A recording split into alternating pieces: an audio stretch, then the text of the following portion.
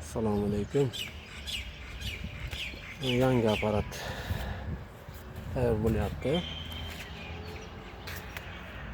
Buni istaganlarga 220 voltga qilib berishim mumkin. 220 volt ish beradi.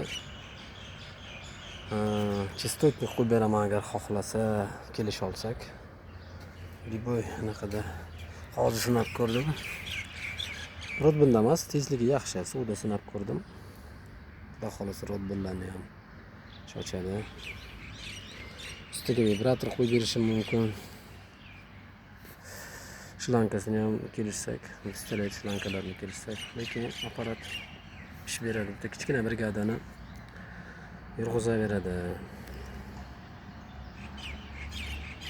Shunaqa gaplar.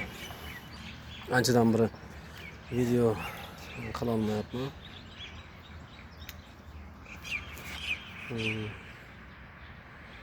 Yana bitta apparatni zagotovkasi bor hozir. Yana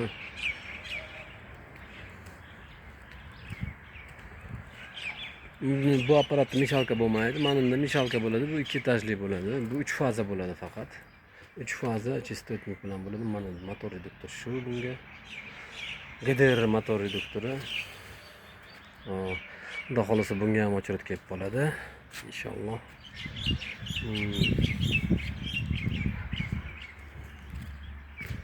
Yana mana yerda apparat bor. Uni ham xudo xolasa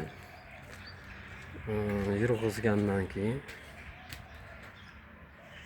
keyin gaplashamiz.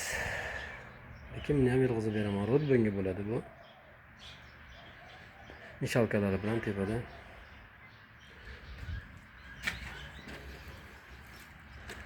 Obyektdan kelgan tushmayaptilar. O'shanga aloqaga chiqinglar, bemalol. Men o'zim nima qilmaganim, ko'pchilik qanaqa bo'ladi, nima bo'ladi deydi. Bu hamma gap so'raveradi tushunmasdan. 220 volt qilib ber, 10-etajga ko'tarsin. Mahallani ham qilaylik. Shlankasi 40 metr bo'lsa, unaqasi bo'lmaydi. 220 voltga bo'lsa, chut slabiyroq bo'ladi. Ozroq odam ishlaydi. Shunga yarasha bo'ladi. Lekin uni ham pa umum qilsa bo'ladi.